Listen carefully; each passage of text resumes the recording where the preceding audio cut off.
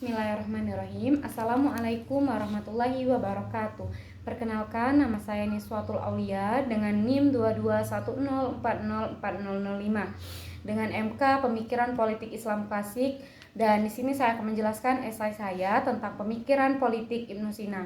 Bagaimana pandangan politik Ibnu Sina tentang politik? Jadi motif utama terbentuknya negara menurut Ibnu Sina itu adalah ekonomi. Maka pembahasan tentang masyarakat dan negara akan berpengaruh tentang persoalan ekonomi.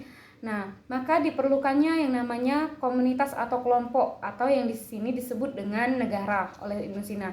Maka syarat-syarat suatu negara menurut Ibnu Sina itu ada beberapa, yaitu yang pertama itu adalah negara membutuhkan hukum. Yang kedua, hukum dan keadilan membutuhkan adanya pembuat hukum dan pelaksana keadilan, dan yang di sini disebut dengan pemerintah. Yang ketiga itu pembuat hukum dan pelaksana keadilan. Yang keempat ada hukum dan keadilan berfungsi untuk mengatur kehidupan manusia, yaitu untuk mengatur kehidupan terlaksananya kehidupan manusia. Dan apa 3 elemen penting dalam teori negara adilan makmur menurut Ibnu Sina? Dan di sini adalah Al-Madinah Al-Fadilah. Al-Madinah Al-Fadilah di sini yaitu negara yang kolektif, yaitu negara yang mengikuti dasar-dasar negara dan hidup gotong royong. Dan yang selanjutnya itu adalah Al-Madinah Al-Adilah, yaitu negara yang adil.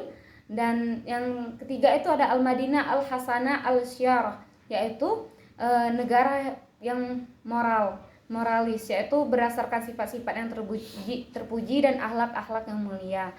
Terus yang selanjutnya itu bagaimana pemikiran politik dan kehidupan politik Ibnu Sina. Ketaatan pada hukum dan peraturan negara dianggap oleh Ibnu Sina sebagai puncak moral yang tinggi. Maka sebagai suatu negara moralis diwajibkan kepada seluruh warga negaranya untuk menitikberatkan pada ketaatan pada hukum dan undang-undang. Terus yang terakhir itu apa karakter kenabian bagi seorang pemimpin menurut Ibnu Sina? Ya ada 3, yaitu intelek yang aktif, yang kedua itu imajinasi yang masuk akal, dan yang terakhir itu ada keajaiban. Keajaiban di sini yaitu prediksi peristiwa untuk masa depan, seperti itu. Mungkin cukup sekian yang dapat saya sampaikan. Saya akhiri. Wassalamualaikum warahmatullahi wabarakatuh.